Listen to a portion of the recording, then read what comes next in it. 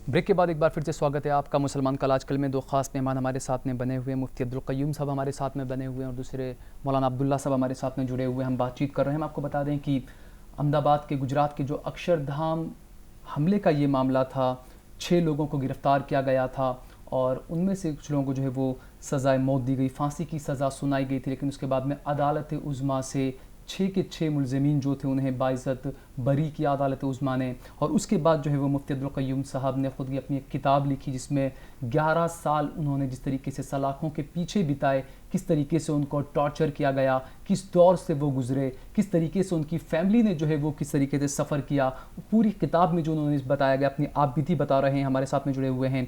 मुफ्ती साहब, आपने एक किताब भी लिखी, आपकी कहीं ना कहीं ये कोशिश है कि कानून का बेजा इस्तेमाल ना हो, गलत इस्तेमाल कहीं ना हो। आपने एक पहल ये की, लेकिन जब ये फ़ैसला जो आया, आपको बाइज़्ज़त बरी किया गया, आप अगर बेकसूर हैं तो कोई तो ख़ताकार है। बेशक बेशक कोई तो ख़ताकार है। और इसीलिए मैंने हमारे ख़िलाफ़ जब इन लोगों ने सुप्रीम कोर्ट का जब हमारा जजमेंट आ गया, अल्हम्दुलिल्लाह हमको बाइज़्ज़त बरी किया गया, उसके बावजूद भी गुजरात सरकार और गुजरात पुलिस की आप बेशर्मी की इंतहा देखिए।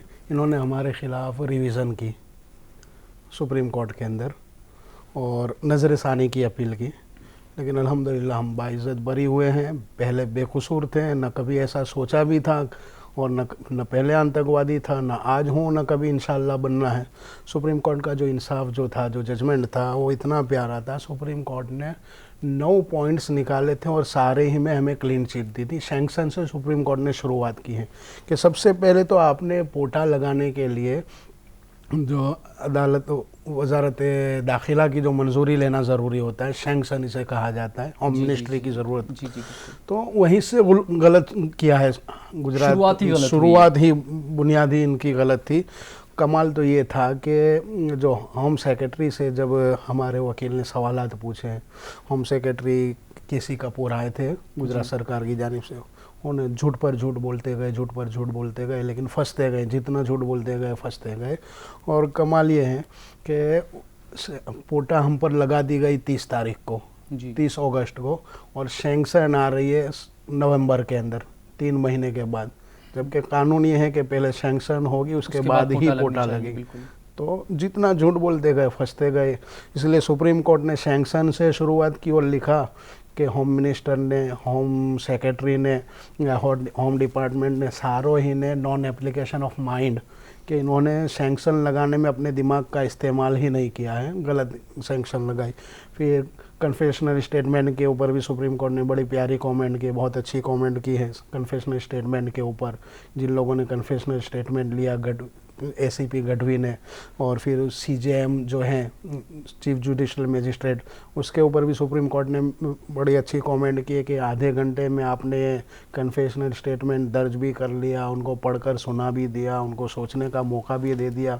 15 सफ़े से ज़्यादा कन्फेशनल स्टेटमेंट आधे घंटे में। फिर सुप्रीम कोर्ट ने नीचे लिखा है कि ऐसा मालूम होता है कि एक मजबूर और लाचार ऑफिसर अपना क्या है ड्यूटी निभा रहा है, बादिल नाखास्ता। बड़ी अच्छी कमेंट की है सुप्रीम कोर्ट। तो सैंक्शन के ऊपर, फिर उसके बाद कन्फेशनल स्टेटमेंट के ऊपर, उसके बाद सबसे बड़ी जो मेरे ख़िलाफ़ इन लोगों ने बतौर सबूत जो चीज़ रखी थी, वो 2 उर्दू चिट्ठियाँ थी। क्राइम ब्रांच की स्टोरी ये थी कि उन दोनों फ़िदाइनों के जेब से एक एक उर्दू लेटर निकला था और जिसके अंदर एक नफ़रत का पैगाम था हिंदू भाइयों के ख़िलाफ़, पुलिस के ख़िलाफ़, कि हमने ये गुजरात दंगे का इंतकाम लिया है, बदला लिया है और आइंदा भी हम इस तरह की हरकतें करेंगे। एक नफ़रत भरा एक पैगाम था और मुझ पर ये एलिगेशन था कि वो दोनों चिट्ठियाँ मैंने लिखी हैं। अब वो चिट्ठियों का हाल ये था कि सुप्रीम कोर्ट ने जब वो सुप्रीम कोर्ट की तारीख में शायद ये हम फ़ख्र से कह सकते कि पहला केस था कि सुप्रीम कोर्ट ने वहाँ एविडेंस एग्जामिन किए, सबूतों को जांचा। और नाम तौर पर ये होता है कि सबूतों का जांचना, कपड़े वगैरह जो भी मुद्दा माल हैं, रिकवर जो भी आइटम्स है, वो सारी निचली कोर्टें जांचती, ऊपर तो दस्तावेज़ात के ऊपर बहस होती। लेकिन सुप्रीम कोर्ट ने उनको जांचा और ये लिखा है कि आज 12 साल हो गए हादसे को, 12 साल बाद भी हमें आज खून के खुश्क निशानात नज़र आ रहे हैं पैंटों के ऊपर और जेब के ऊपर सुराख नज़र आ रहे हैं गोली के। फिर ये चिट्ठी कैसे फ्रेश रह गई, न खून का दाग है, न कीचड़ का दाग है, न जली हुई है, न मुड़ी हुई, बिल्कुल फ्रेश जादुई चिट्ठियाँ थी। तो ये चिट्ठियों का मुझ पर इल्ज़ाम था और मैं अल्हम्दुलिल्लाह जेल में एक बात कहता था कि जिन चीज़ों को मुझे फंसाने के लिए जो चिट्ठियाँ रखी गई है, इंशाल्लाह यही मेरी बाइज़्ज़त बरी होने का सबब बनेगी। और वही चीज़ सुप्रीम कोर्ट को जब वो चिट्ठियाँ देखी और कपड़े देखे, वहीं पर केस का बकवास होना समझ में आ गया था। तो उसके ऊपर भी सुप्रीम कोर्ट ने बहुत अच्छी कमेंट की है। और फिर गुजरात पुलिस ने, क्राइम ब्रांच वालों ने उन चिट्ठियों के लिए एक बात ये की थी कि गुजरात एफएसएल के एक अधिकारी थे जीजे पटेल, उनसे ओपिनियन भी ले लिया और उन्होंने कह भी दिया कि हाँ इसी के राइटिंग है। अब कमाल ये है कि जब उनसे पूछा गया भाई उर्दू कितना पढ़े हो, उर्दू लिख सकते हो, पढ़ सकते हो, तो कह रहे कि मैं उर्दू ना पढ़ सकता हूँ ना लिख सकता हूँ, बिल्कुल मैं इसके बेसिक 2-4 जो अल्फाज है वो समझ लेता हूँ, लेकिन उर्दू लिखना पढ़ना मुझे नहीं आता। लेकिन फिर साथ में झूठ भी बोल रहे हैं कि हाँ किताब दे दी जाए तो किताब के सहारे से पढ़ लूँगा, जब पहले ही कह रहे लिखना पढ़ना नहीं आ रहा। और सबसे बड़ी बात, प्रोसिक्यूशन के जो सबसे अहम विटनेस थे चिट्ठी से ताल्लुक़ से, वो मेजर जयदीप लांबा साहब थे, एनएसजी कमांडो को जो बुलाया गया था उस रात के अंदर। अब चिट्ठी में कमाल एक और ये है कि उस पर सिग्नेचर हैं ब्रिगेडियर राज सीतापति साहब की, इस वफ्द के जो एनएसजी कमांडोज थे उनके ये अमीर रहे होंगे, सिग्नेचर उनकी है, लेकिन उनको कोर्ट में लाया नहीं गया। कोर्ट में पेश किया गया जनाब जयदीप लांबा साहब को, उनको भी चार्जशीट का गवाह नहीं बतलाया है, एडिशनल विटनेस कहकर बतला दिया। तो हमारे वकील ने और सुप्रीम कोर्ट ने भी अच्छी कमेंट की थी उस वक्त उस पर, ये तो जहाँ पर सरकार का केस कमज़ोर होगा तो एक नया आदमी लाकर खड़ा कर देंगे और कह देंगे ये एडिशनल विटनेस है। बहरहाल उनकी गवाही हम मानते हैं, बड़े एहतराम से उन्हें देखते हैं। लेकिन उन्होंने एक बात कही कि 2 उर्दू चिट्ठियाँ, उसका मैंने तर्जमा करवाया एक मौलवी को बुलाकर, उससे मुझे पता चला कि दोनों फ़िदाइन जो थे आतंकी थे, वो पाकिस्तान के अटोक प्रदेश के रहने वाले थे। बस यहाँ आकर क्राइम ब्रांच फंस गई कि क्राइम ब्रांच ने जो चिट्ठियाँ कोर्ट में पेश की है उसमें कहीं पर भी इशारतन या खुलकर, डायरेक्टली इनडायरेक्टली कहीं पर भी पाकिस्तान या अटोक प्रदेश का कोई जिक्र नहीं है। पता चला कि लांबा साहब के कॉल के मुताबिक अगर वो पाकिस्तान वाले थे, जिस चिट्ठी में पाकिस्तानी होने का जिक्र था या अटोक प्रदेश के होने का 2 जिक्र चिट्ठियां था, थी अलग अलग, वो पूरी चिट्ठी अलग थी, ये पूरी चिट्ठियाँ ही बदल दी इन लोगों ने, क्राइम ब्रांच ने चिट्ठियाँ ही बदल।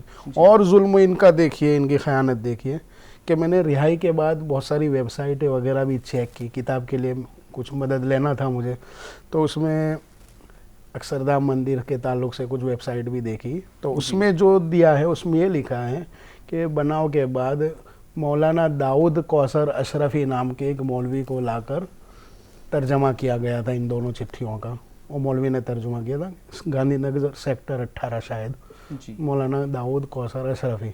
क्राइम ब्रांच ने खयानत की कि उस आदमी को ही गायब कर दिया और यहाँ लेकर आए बोरसद के, खेड़ा जिला में एक छोटा सा गाँव, बोरसद, वहाँ से एक मौलवी को उठाकर लेके आए और कहा कि इन्होंने तर्जमा किया था। उनके आदमी थे ये, वो जो ओरिजिनल जिसने तर्जमा किया था। यहाँ पर भी क्राइम ब्रांच को शायद डर होगा कि इनकी शरारत, इनकी पोल पकड़ी जाएगी, आदमी ही बदल दिया। खैर चलो हम उसको भी चला लेंगे। इनका जो आदमी था मलिक बापू, वो कोर्ट में आकर ये गवाही दे रहा है कि मैं उर्दू भाषा जानता हूँ, पढ़ता हूँ, मैं खुद मौलवी हूँ और मेरा जो एक्सपीरियंस, तजर्बा रहा है उर्दू को लेकर, उससे मैं ये बात कह सकता हूँ कि दोनों चिट्ठी 2 अलग अलग आदमी ने लिखी हुई है। अब क्राइम ब्रांच की थियरी यहाँ भी गलत साबित हो रही है। वहाँ मेरे ऊपर तो ये एलिगेशन था कि वो दोनों मैंने लिखी हैं जी। तो बहरहाल मुझ पर जो इल्ज़ाम था। मुफ्ती साहब, जो 11 साल आपको जेलों में बिताने पड़े, सलाखों के पीछे बिताने पड़े, आपके जब वालिद साहब का इंतकाल हुआ आपको चंद लम्हात की भी मोहलत नहीं दी गई, जबकि कई ऐसे वाक़यात हैं जिसमें कई लोगों को मुख्तलिफ वाक़यात देखते हैं, जिसमें कई लोगों को वक्फन वक्त जो है वो उनको मौका दिया गया, पैरोल दी गई बाहर आने का, लेकिन आपके साथ में ऐसा कुछ नहीं हुआ। क्या महसूस करते हैं आप? मैं इस पर कोई कमेंट करना नहीं चाहता। हालांकि मेरे रिहाई के बाद मैंने देखा कई केसों में जिन्हें 28 साल की सज़ाएँ हैं या जिन्हें फांसी की सज़ाएँ हैं, उनको भी पैरोल दी जाती है, दी गई। मेरे सामने कई ऐसे लोग हैं कि जो पैरोल पर आते जाते थे, लेकिन मुझे उस वक्त नहीं दी गई। खैर मैं समझता हूँ कि उस वक्त की मुसीबत के सामने अल्लाह ने बड़ी राहत दे दी। वो 2-4 घंटे की पेरोल ने मिली, अल्लाह ने ज़िंदगी भर की रिहाई दे दी। राहत दे दी, बिल्कुल। क्योंकि अब कहीं ना कहीं आपने एक 11 साल पूरे बिता दिया आपने जेल में सलाखों के पीछे, काफ़ी टॉर्चर आपकी फैमिली का, आपके बच्चों का, लेकिन उसके बाद जब 11 साल के बाद अब बाहर आए, पूरी दुनिया बदली हुई आपने महसूस की होगी। इसके बाद आपको आगे की ज़िंदगी के लिए क्या आपको एक कंपनसेशन या हुकूमत से या अदलिया से या क्या आपको कुछ चाहते हैं आप, या क्या कहना चाहते हैं आप, या क्या मुतालबा है आपका हुकूमत से और अदलिया से? जी बेशक, मैं ये कहना चाह रहा हूँ कि असल तो ये हुकूमत की ज़िम्मेदारी होनी चाहिए। हमें मुतालबा करने की ज़रूरत भी पेश नहीं आनी चाहिए। जिस हुकूमत ने हमको मुलजिम समझा था, इनके कारिंदों ने, इनके मुलाजिमों ने हमें मुलजिम भी ठहराया और बाद में मुजरिम भी ठहरा दिया। उसी हुकूमत की जो बड़ी अदालत हैं, अदालत उज़्मा हमें बाइज़्ज़त बरी कर रही है। तो जब इनको गिरफ़्तारी का हक़ था, मुकदमात बनाने का हक़ था, सज़ाएँ देने का हक़ था, तो इनको फिर ये भी इनकी ज़िम्मेदारी में आना चाहिए कि वो आदमी जब बाइज़्ज़त बरी हुआ है तो उसका रिहेबिलिटेशन का, उसको आबादकारी का सारी ज़िम्मेदारी हुकूमत को लेनी चाहिए। और मैंने तो वहाँ साबरमती जेल के अंदर देखा, एक वेलफेयर ट्रस्ट है साबरमती कैदी वेलफेयर। वहाँ तो ये है कानून कि जो कैदी सज़ाएँ मुकम्मल करके जाते हैं, जिनकी सज़ाएँ बरकरार रहती है, वो सज़ाएँ मुकम्मल करके जाते हैं, उनकी भी बाज़ाबादकारी के वो वेलफेयर जो है कैदी वेलफेयर वो काम करता है। तो क्या आपके लिए कुछ तो काम नहीं किया उस नहीं, वेलफेयर ट्रस्ट हमारे ने? लिए नहीं, बस 1 साल तक तो कुछ नहीं किया, 10-11 महीने तक तो अभी हफ्ते 15 रोज़ पहले सिर्फ लेटर भेजा और पूछा कि भाई आप कैसे हो, कुछ काम कर रहे हो या नहीं। क्या उनसे आपने कुछ मुतालबा नहीं किया कि जब दूसरों को, जब बाज़ाबादकारी का जब वहाँ से किया जाता है, साथ दिया जाता है या जो भी उनकी तरफ से मैं मदद की समझता जाती हूँ है? असल तो ये लोगों ने ये जो लेटर भेजा वो भी मजबूरन भेजा होगा, क्योंकि ये कुछ कहे या ना कहे उससे पहले हम लोगों ने सुप्रीम कोर्ट कर दी है इनके ख़िलाफ़। सुप्रीम कोर्ट में एक अपील दाखिल की है कि हम बाइज़्ज़त बरी हो गए अल्हम्दुलिल्लाह। अब हमें इसका 11 साल का हर्जाना भी मिलना चाहिए, मुआवज़ा भी मिलना चाहिए, और न सिर्फ मुआवज़ा और हर्जाना बल्कि हमने ज़्यादा ज़ोर इस पर भी दिया है कि जिन ऑफिसरों ने गलत मुकदमा बनाया था उनको भी सज़ा होनी चाहिए। जो कसूरवार है उनको भी कटघरे में लाकर खड़ा किया जाना कटघरे में लाकर, ताकि आइंदा इस तरह के गलत मुकदमात न बने। जी मुफ्ती साहब, बहुत बहुत शुक्रिया आपका कि आपने अपना कीमती वक्त हमें दिया। मौलाना अब्दुल्ला साहब का भी बहुत बहुत शुक्रिया।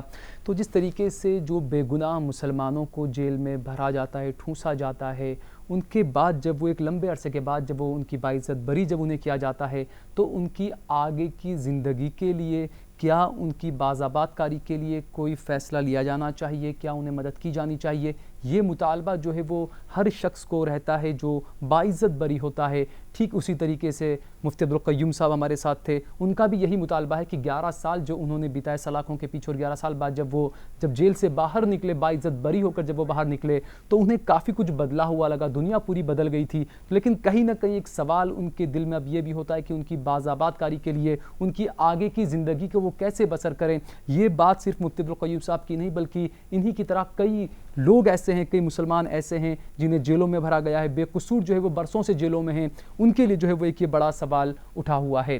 तो हमारी इस खास प्रोग्राम में फ़िलहाल इतना ही। देखते रहिए जैन न्यूज़।